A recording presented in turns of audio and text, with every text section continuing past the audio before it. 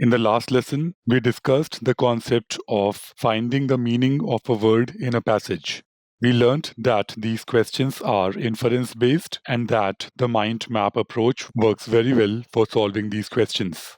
In this lesson, we would be applying this approach on a GRE-like example. Before we do so, you may want to pause the video and revise the approach. Let's now take a GRE-like example. Here is the question, and here is our mind map approach. We have seen this passage in earlier lessons, and this is the mind map we came up with. Our first bite was the first sentence of the passage. What did it do? It raised a question around whether this scientist can be considered a remarkable one.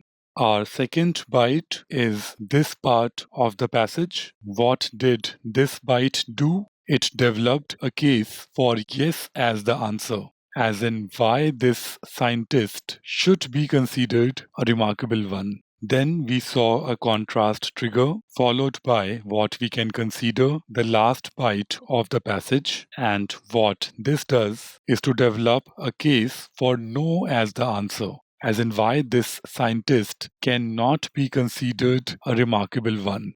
We completed the first 4 steps, and now we must go about reading the question stem.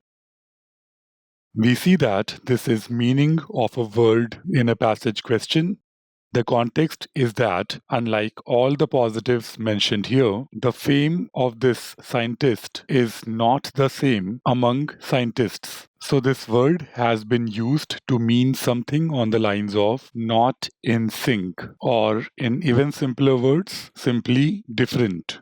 Some answer choices can be very comfortably eliminated. Amorphous means shapeless, that doesn't fit. Misallied means allied, an inappropriate alliance. That, of course, doesn't fit. Now, the 3 remaining answer choices are very interesting. They are quite close. Misshapen means distorted. It is very close to what we are seeking. A very interesting answer choice, a trap, but incorrect. Misaligned means aligned, but in a bad way, which is not correct. The context suggests that the standing among scientists and this fame is not aligned on the first place. So answer choice E is incorrect for very similar reasons why C was incorrect. Answer choice B, contradictory, is quite on the lines of our broad expectation from the correct answer choice. B is the right answer. A very interesting question. If you got this right and through a complete and coherent reasoning, good job.